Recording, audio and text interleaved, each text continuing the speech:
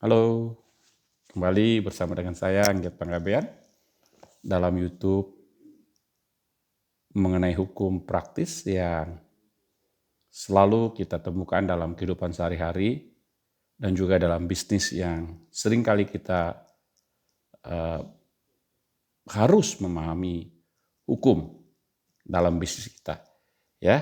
Dan semua aspek kehidupan kita memang selalu berkaitan dengan hukum. Kali ini kita akan membahas mengenai perbankan, saudara, ya, mengenai perbankan, ya, sebagaimana yang diatur di dalam Undang-Undang Perbankan nomor 10 tahun 1998 yang mengatur perubahan Undang-Undang nomor 7 tahun 1992 tentang perbankan.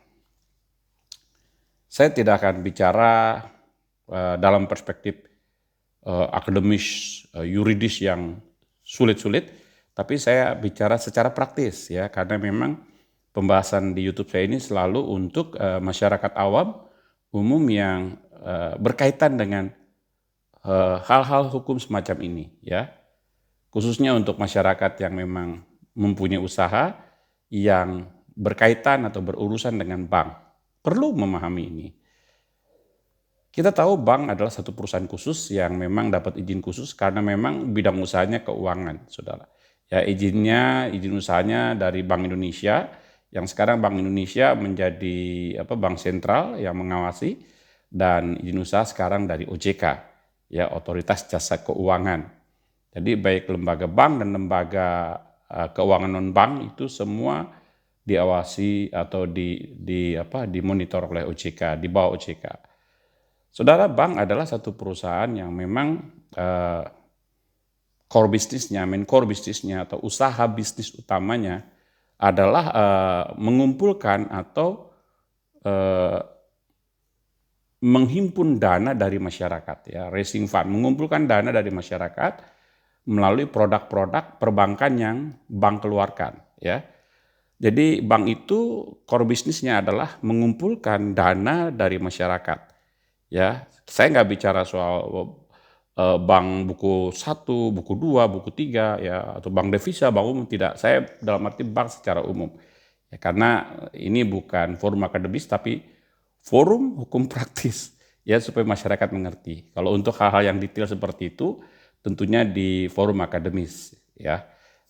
Bank itu adalah satu perusahaan yang memang core bisnisnya, usaha utamanya adalah mengumpulkan dana dari masyarakat dengan cara mengeluarkan produk-produk yang memang menghimpun dana, ya. Misalnya tabungan, deposito,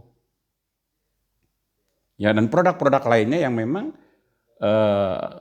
agar masyarakat membeli produk itu atau menerima produk itu dengan cara menabung atau melakukan setoran uang, baik lewat tabungan, lewat deposito, atau produk-produk bank lainnya, saudara.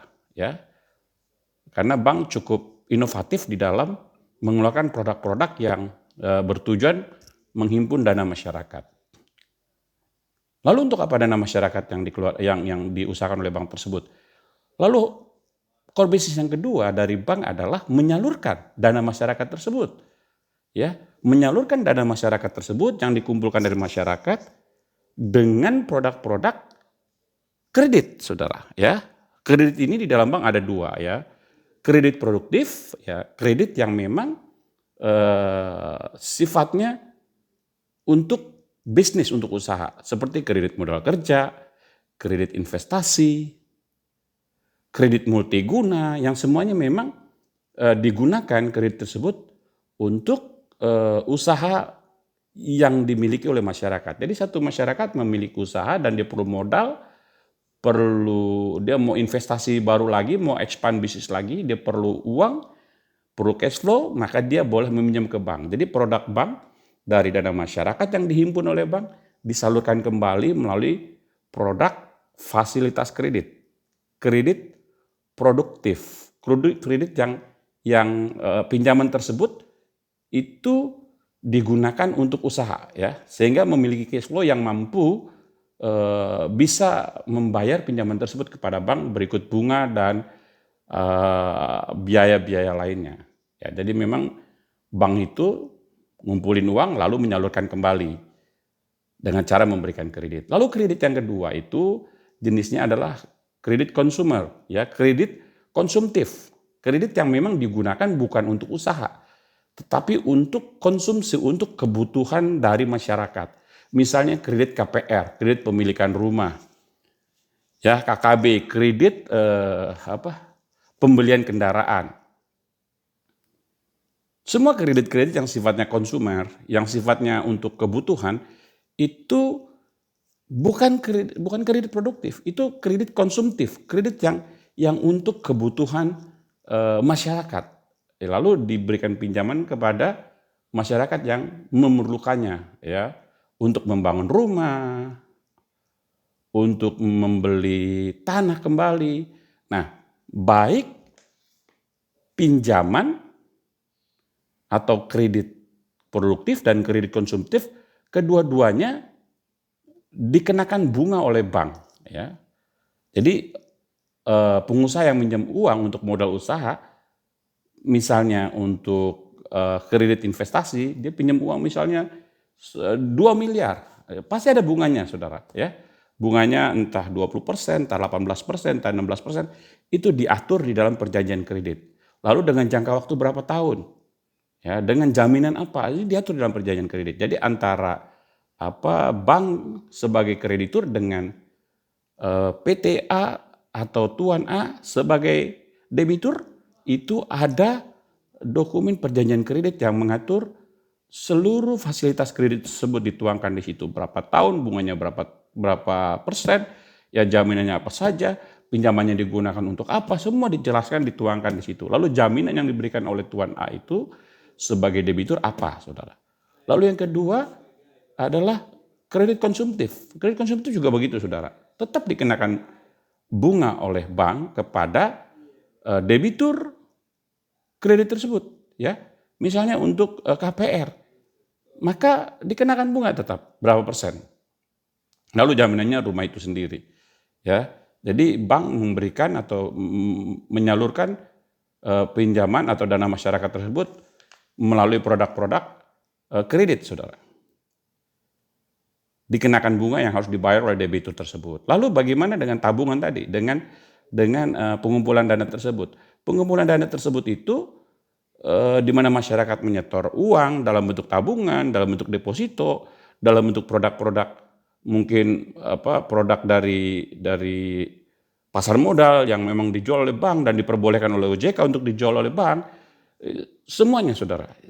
Yang pasti masyarakat menyetorkan uangnya kepada bank, lalu bank memberikan bunga sebagai jasa, sebagai keuntungan kepada nasabah. Ya, kalau yang menabung, menyetor uang, masyarakat yang membawa uang baik dalam bentuk deposito, tabungan, atau membeli produk-produk pasar modal, itu disebut dengan nasabah, saudara. Sementara masyarakat yang minjam disebut debitur, ya, yang minjam uang. Kalau ini yang punya uang, saudara, ya. Jadi yang memberikan atau menaruh uangnya di bank disebut nasabah, yang meminjam uang dari bank disebut debitur. Ya, ini pengetahuan umum tentunya. Nah, nasabah ini dapat bunga, saudara. Ya, misalnya bunga tabungan yang sekarang itu 6% atau 7% paling tinggi untuk 1 tahun, saudara. Ya, jadi kalau untuk 1 tahun 6% berarti 1 bulan 0, sekian, 0,5. Ya, jadi bunga tabungan jelas harus lebih kecil dari bunga pinjaman atau bunga kredit yang harus dibayar oleh debitur. Jadi di sini bank memberikan bunga, keuntungan bunga yang 12% setahun atau 6% setahun, sementara debitur yang dikasih pinjam uang oleh bank, dia harus bayar bunga ke bank. Ya, bisa 20%, 18%, 21%. Jadi jelas di sini ada margin antara bunga yang dibayar oleh debitur sama bunga yang dibayar oleh bank kepada nasabah. Jadi ada margin. Misalnya uang dari nasabah A dia pinjam, ditaruh di sini, misalnya 5 miliar. Bunganya, misal kita anggap kita hitung 8% setahun. Ya, 5 miliar. Nah, sebenarnya ada yang pinjam 5 miliar. Debitur, bunganya 20%. Jadi ada selisih setahun misalnya. 20%, ini hanya 8%. Di sini 20%. Jadi bank itu punya margin keuntungan bunga sekitar 12%. Betul. Ya. Jadi bank itu hidup dari margin bunga yang diberikan kepada nasabah dengan bunga yang diterima oleh bank dari debitur. Itu core bisnis bank, saudara. Ya. Jadi sebenarnya keuntungan bank itu ya dari situ yang utama. Ya. Selain itu tentunya bank punya produk-produk yang kreatif untuk bisa menaikkan atau mengekspand atau mendevelop produk-produk yang dikembangkannya. Misalnya valuta asing. Ya, itu cukup banyak, saudara, ya. Misalnya apalagi transaksi pembayaran di jasa pembayaran di luar kayak kirim uang gitu ya. Itu banyak. Jadi bank itu punya produk-produk yang inovatif untuk sebanyak mungkin masyarakat menaruh dana di bank tersebut atau masyarakat bisa menggunakan uang tersebut dengan margin bunga yang tadi ya. Belum lagi ada manajemen fee yang diterima oleh bank ketika ada produk-produk di mana masyarakat menggunakan jasa bank, misalnya deposit box, ya itu pun produk-produk bank. Dia bisa mengenakan fee kepada nasabah, ya atau kepada debitur. Ini kurang lebih core bisnis bank, ya. Detailnya bisa lihat di Undang-Undang Perbankan lah, saudara. Ya. Nah, yang saya mau sampaikan di sini, ketika masyarakat itu menjadi nasabah bank, itu harus dipahami bahwa setiap nasabah, ya baik yang menaruh uangnya di bank dalam bentuk tabungan, dalam bentuk deposito, perlu diketahui semua tabungan, semua dana yang ada di bank itu yang ditaruh di masyarakat itu dijamin oleh yang namanya LPS, Lembaga Penjamin Simpanan. Ini perusahaan pemerintah, saudara. Jadi setiap tabungan, setiap dana yang ditaruh di masyarakat dalam bentuk tabungan atau deposito itu dijamin oleh LPS, Lembaga Penjamin Simpanan. Apa maksudnya? Ya, jadi kalau misalnya kan sering kita beberapa kali punya kejadian ya bank bankrupt ya, di mana bank tersebut dipilotkan oleh pemerintah ya, kan yang bisa memilotkan pemerintah, perusahaan asuransi yang bisa memilotkan bank itu ya Menteri Keuangan ya, dalam arti pemerintah di sini ya, bank, perusahaan asuransi, semua lembaga-lembaga yang memang secara publik beresiko, maka pemerintah harus turun tangan ya. Jadi ada bank-bank yang memang sudah tidak sehat kinerjanya dan produktivitasnya, maka pemerintah untuk menjaga ketenangan industri bank, maka bank tersebut harus dipilotkan, harus di freeze ya, atau kadang-kadang betul-betul ditutup ya, seperti yang kita tahu misalnya beberapa bank pada masa yang lalu, Bank IV kalau tidak salah, itu ditutup dan itu cukup ramai gitu ya. Ya, di mana nasabah-nasabah yang menaruh dananya di situ memang dibayarkan, dikembalikan dananya oleh LPS, tetapi jelas ada aturannya di situ ya. Pertama, bank memberikan bunga tidak boleh melebihi batas bunga yang ditetapkan oleh LPS. Kalau misalnya ternyata nasabah tidak mengetahui batas bunga yang ditetapkan oleh LPS, misalnya 6% setahun, lalu berani bank memberikan keuntungan bunga kepada nasabah supaya nasabah berani taruh uangnya di bank itu dalam bentuk tabungan atau deposito, dia bikin misalnya 10%. Nah, itu jelas sudah menyalahi aturan dan LPS tidak berkewajiban, artinya tabungan tersebut tidak dijamin, tidak dilindungi oleh LPS, saudara. Ya, karena LPS ini seperti lembaga insurans yang menjamin semua tabungan, semua dana yang ada di bank, tetapi tentunya dengan aturan-aturan yang ditetapkan oleh bank. Oleh sebab itu, nasabah harus cerdas. Ya, setiap tabungan yang dia taruh, deposito yang ditaruh di bank, harus dipastikan bahwa bunga yang diterimanya adalah bunga yang sesuai dengan yang besarnya ditetapkan oleh LPS. Ya, hati-hati kalau ada bank yang menjanjikan bunga yang jauh lebih besar dari aturan yang ditetapkan oleh LPS. Itu bank yang sedang berjudi dan berakrobatik, sehingga ketika bankrupt, ketika menghadapi masalah hukum, maka yang jelas nomor satu dirugikan adalah nasabah, saudara. Ya, kejadian ini sudah beberapa kali terjadi pada bank-bank yang memang ternyata tidak sehat dan harus dipilotkan atau harus dicabut izinnya oleh pemerintah. Ya, saudara. Nah, sekarang kita ke pinjaman, saudara.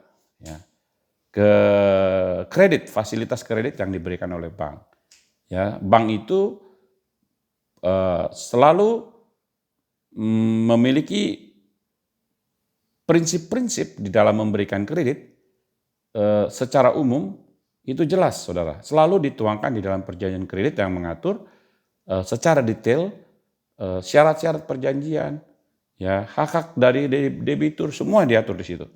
Ya, tetapi yang mesti saya menjelaskan, setiap pinjaman yang diajukan oleh debitur, pihak bank selalu meminta jaminan, saudara. Jaminan ini fungsinya adalah untuk keamanan bank, security bank, kepastian bank, kalau debitur tersebut mengalami kemacetan dan tidak mampu mengembalikan. Maka jaminan tersebutlah yang menjadi alat guna pelunasan kredit yang diterima oleh debitur.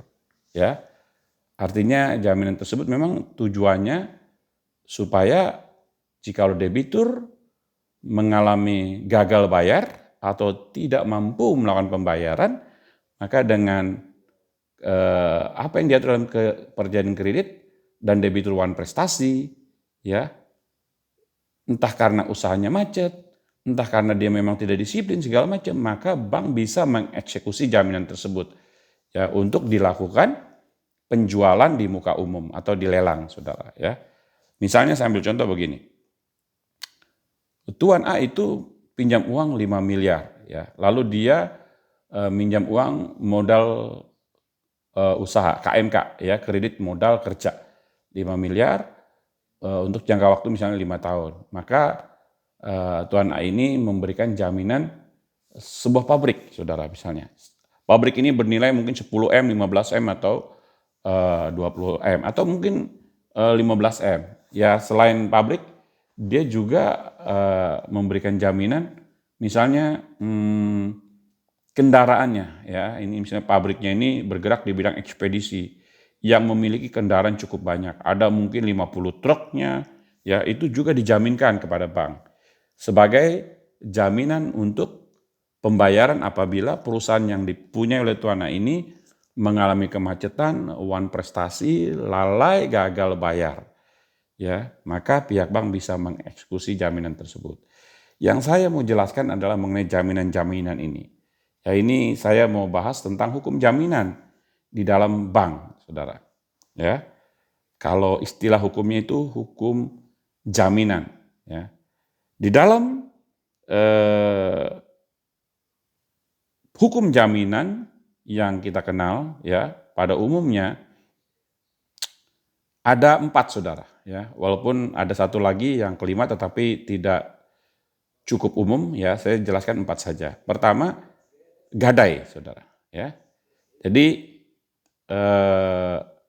gadai ini adalah satu bentuk jaminan yang diberikan oleh debitur. Jaminan gadai ini harus barang bergerak, saudara, ya.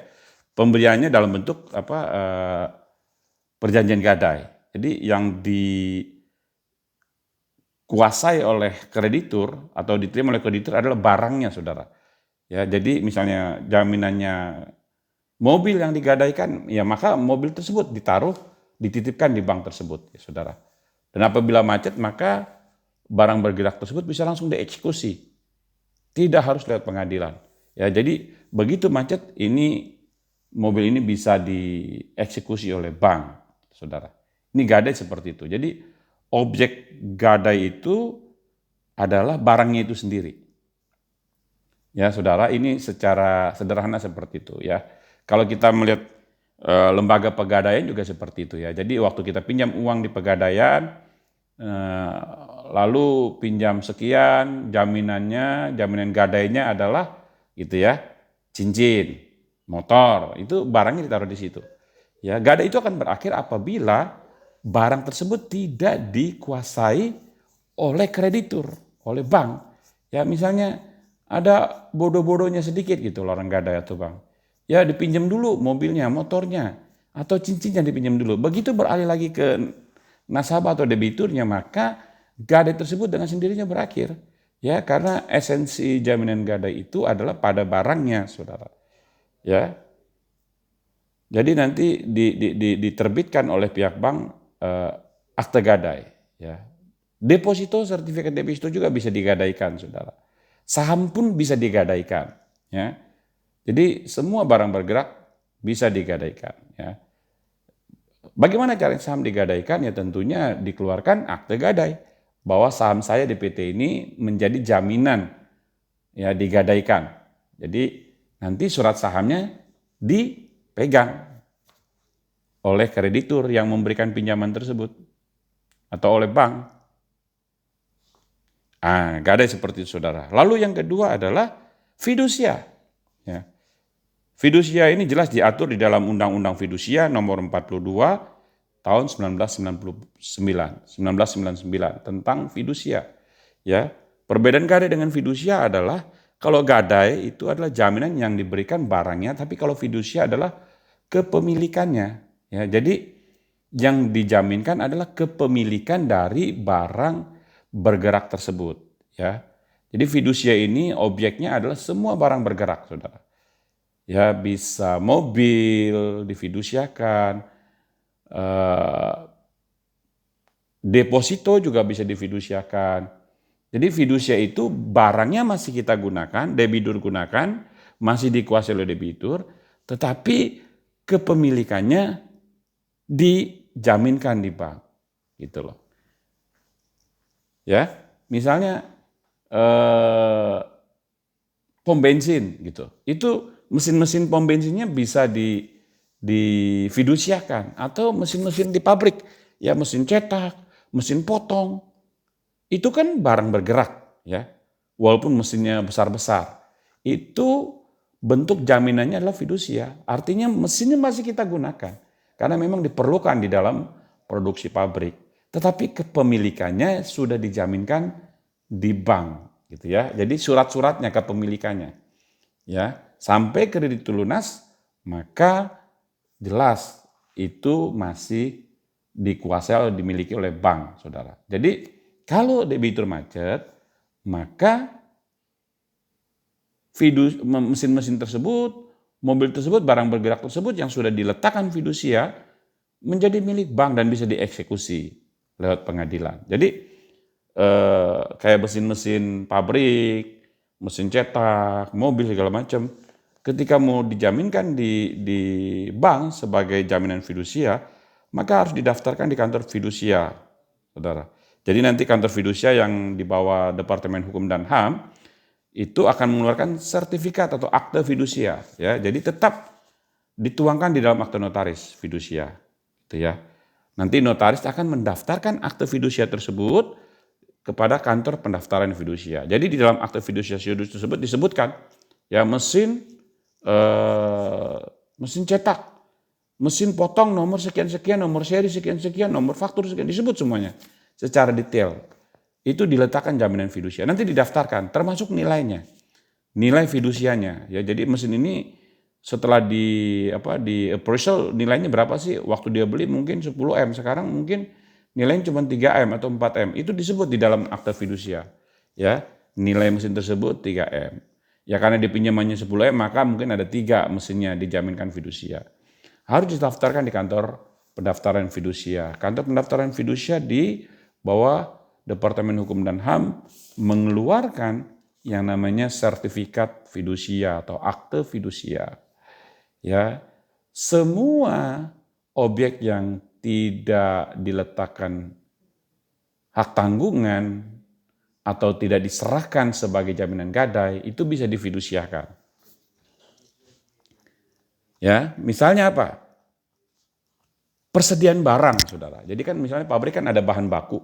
Ya, misalnya satu pabrik yang membuat membuat produknya dari rangka besi, maka kan dia harus punya stok-stok besi-besi mentah, saudara. Ya, stok-stok besi mentahnya itu mungkin nilainya miliaran, saudara. Dan itu bisa dijadikan jaminan sebagai fidusia persediaan barang. Bagaimana caranya? Maka akan di-list. Ya, persediaan itu nilainya berapa, jumlahnya berapa. Lalu disebut, dilampirkan. Jadi daftar persediaan barang disebut ada berapa banyak. Ya mungkin ada 50 item, nilainya 3M, gitu ya. Jadi selama menjadi jaminan fidusia persediaan barang tersebut, mungkin barangnya bisa berganti karena kan itu persediaan barang, jadi kan dipakai.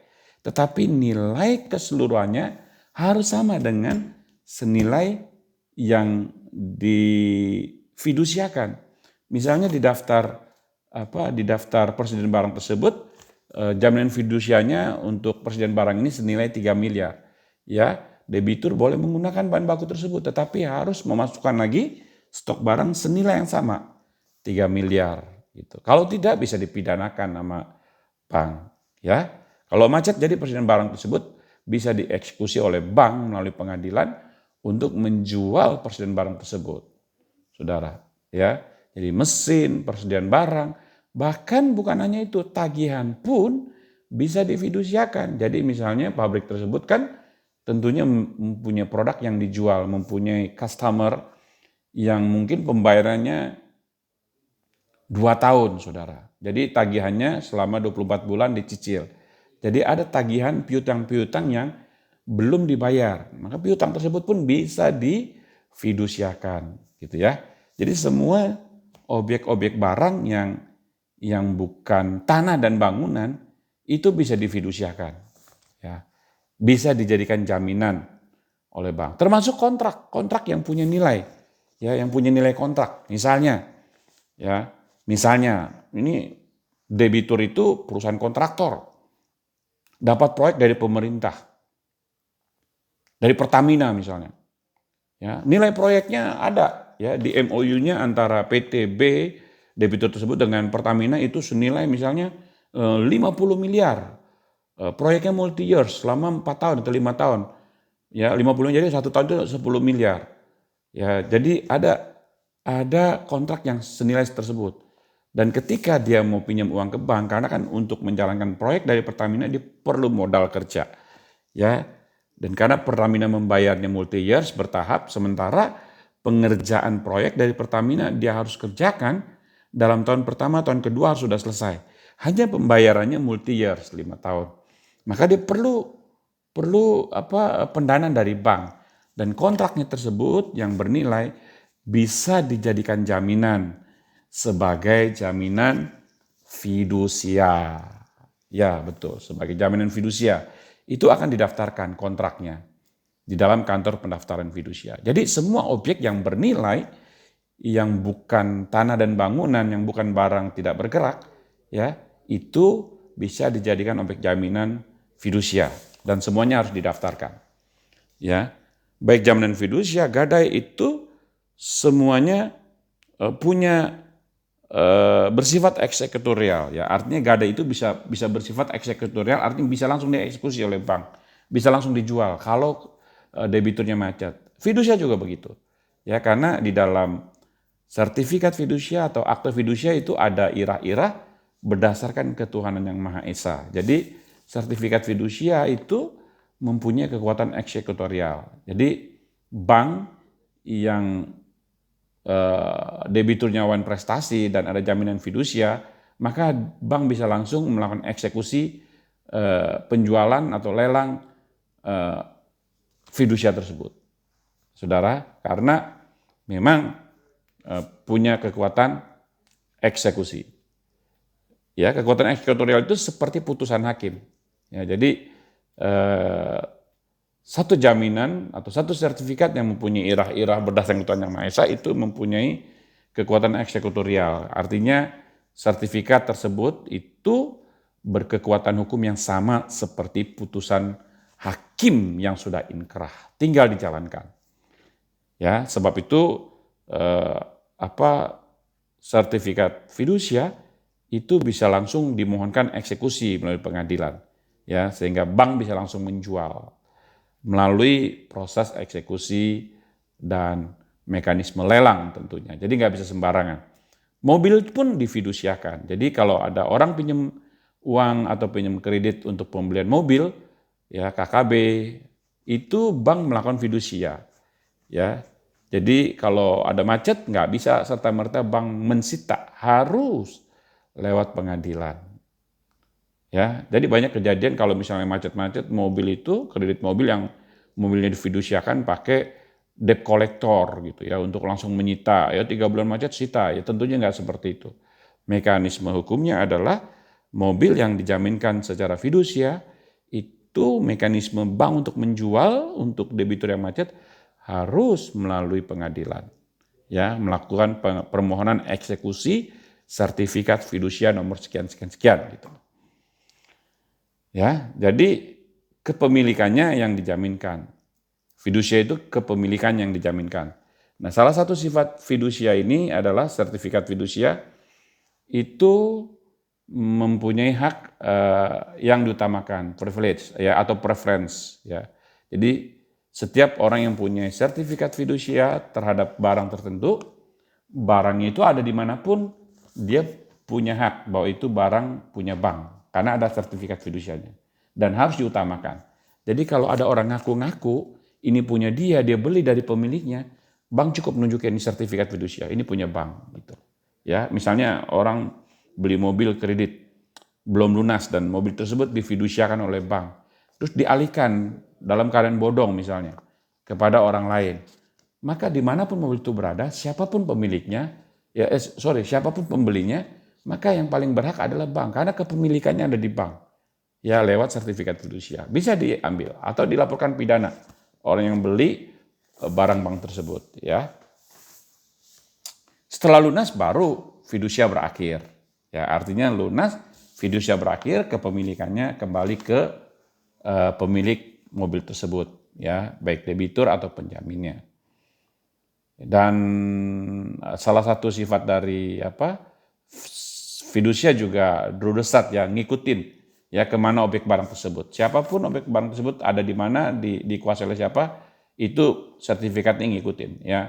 Bukan karena sudah dialihkan lalu batal fidusianya, nggak bisa. Sertifikatnya ngikutin kemana itu barang pergi gitu ya. Jadi paham ya.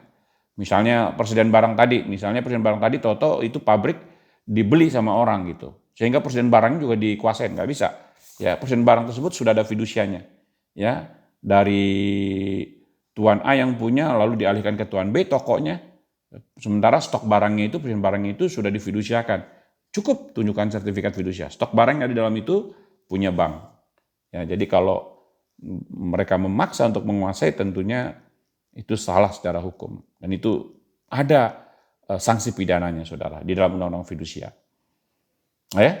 Jadi lalu yang pertama tadi kadai, kedua fidusia, ketiga hipotek ya. Hipotek ini untuk barang-barang tertentu. Misalnya helikopter dengan volume tertentu itu dihipotekan untuk barang bergerak, saudara. Ya. Lalu yang keempat yang paling umum adalah hak tanggungan. Hak tanggungan ini diatur di dalam Undang-Undang Nomor 4 tahun 1996. Ya, hak tanggungan adalah jaminan yang diberikan oleh debitur kepada bank guna pelunasan kalau debitur itu macet, adalah semua objek kepemilikan tanah yang diatur di dalam Undang-Undang Pokok Agraria. Ya, Undang-Undang Pokok Agraria adalah nomor 5 tahun 1960, yaitu hak-hak atas tanah, ya, sertifikat hak milik, sertifikat hak guna bangunan, sertifikat hak pakai, sertifikat hak guna usaha. Ya, 4 ini SHM, sertifikat hak milik, SHGB, sertifikat guna bangunan, sertifikat hak pakai, sertifikat HGU, hak guna usaha, 4-4-nya ini bisa dijaminkan di bank. Lalu diletakkan jaminan namanya hak tanggungan, saudara. Ya, sama. Hak tanggungan itu, ya, waktu kita mau minjem ke bank, maka ada beberapa dokumen yang kita tanda tangi. Misalnya saya mau jadi debitur, ya, saya ngajukan pinjaman uang, jaminannya adalah rumah saya. Maka yang saya tanya adalah perjanjian kredit, dokumen pertama. Lalu yang kedua adalah APHT, ya, akte APHT, akte pembebanan hak tanggungan, ya. Jadi saya memberikan kuasa sebagai pemilik kepada bank untuk bank melakukan pembebanan hak tanggungan atas rumah saya. Jadi rumah saya ini dibebankan hak tanggungan. Itu biasanya di sertifikat kelihatan ditulis, saudara. Ya, nama banknya, misalnya Bank BCA. Ya, jadi HT sertifikat tanggungan dijaminkan di BCA. Jadi ditulis di sertifikatnya, sertifikat rumahnya maksudnya. Setelah itu, setelah didaftarkan hak tanggungannya, keluar juga sertifikat hak tanggungan, ya. Nah, disitulah ditulis sertifikat hak tanggungan, nilai hak tanggungannya berapa, itu yang disebut nilai hak tanggungan. Misalnya sertifikat tanahnya ini bernilai 10M, tapi nilai hak tanggungannya hanya 3M. Jadi sertifikat hak tanggungannya hanya bernilai 3 miliar, tapi tanahnya itu sendiri 10 miliar. Di situ disebut nilai hak tanggungan 3 miliar. Jadi kalau dieksekusi hanya senilai hak tanggungan. Mengerti, saudara? Jadi pendaftaran sertifikat hak tanggungan ini, jadi semua jaminan yang dijaminkan di bank dengan hak tanggungan itu didaftarkan di kantor pertanahan, tempat atau di kantor pertanahan di wilayah di mana tanah tersebut berada, saudara. Misalnya saya ada di Jakarta Timur, maka bank yang meminjamkan uang kepada saya dengan kredit KMK, ya, kredit modal kerja, akan mendaftarkan tanah saya ke kantor pertanahan Jakarta Timur dengan hak tanggungan, gitu ya. Hak tanggungannya misalnya tanah rumah saya senilai 10 miliar, saya pinjam cuma 3 miliar, maka disebut itu hanya senilai 3 miliar. Ya, nah sama sertifikat hak tanggungan seperti fidusia, saudara, itu mempunyai kekuatan eksekutorial. Ya, ada ira-ira berdasarkan ketuhanan yang Maha Esa. Jadi sertifikat hak tanggungan ini mempunyai kekuatan eksekutorial yang sama nilainya seperti putusan hakim yang sudah inkrah. Ya, jadi kalau saya macet bayar uang ke bank, lalu dinyatakan bukan prestasi atau default, maka bank bisa melakukan permohonan eksekusi, gitu ya. Jadi langsung melakukan permohonan eksekusi. Bank melakukan permohonan eksekusi bisa dengan 2 cara. Ke pengadilan negeri, jadi nanti yang mengeksekusi pengadilan, atau langsung ke balai lelang swasta. Ya, jadi langsung. Ya, ini nanti dalam bahasan tersendiri mengenai permohonan eksekusi ini seperti apa, supaya kita paham, saudara. Dan sebagai debitur kita ngerti hak-hak kita, dan sebagai bank juga kita tahu bagaimana caranya. Gitu ya. Jadi hak tanggungan ini sama, drudesat juga mengikuti. Ya, jadi pemilik bangunan tersebut nggak bisa sembarangan mengalihkan rumahnya yang sudah dijaminkan ke bank, ya, karena ada catatan di BPN, di kantor pertanahan, ya. Dan apapun yang dilakukan terhadap tanah tersebut yang dijaminkan harus minta persetujuan dari bank, gitu ya, sebagai pemegang hak tanggungan. Bank disebut pemegang hak tanggungan, penerima hak tanggungan, ya. Kalau debitur pemberi hak tanggungan, atau penjamin, debitur yang sekaligus penjamin. Bisa juga kita yang pinjam uang, penjaminnya orang lain yang punya rumah. Jadi 2, debitur berbeda dengan penjamin berbeda. Penjamin itu pemilik jaminan. Tapi kebanyakan memang debitur ya penjamin sekaligus. Karena debitur itu menjaminkan barang miliknya sendiri. Ya, hak tanggungan seperti itu, saudara. Jadi semua objek tanah, objek hak atas tanah yang diatur di dalam Undang-Undang Pokok Agraria Nomor 5 Tahun 1960, yaitu SHM, HGB, hak pakai HGU, itu bisa dipasang atau dibebankan hak tanggungan sebagai jaminan untuk kredit kita di bank. Ya, bank akan mendaftarkan sertifikat tersebut berdasarkan APHT tadi yang ditandatangani di depan notaris PPAT. Ya, jadi harus PPAT karena APHT itu akte PPAT, bukan akte umum notaris. Ya. Jadi setelah APHT ditandatangani, maka barulah dana kredit itu cair, saudara.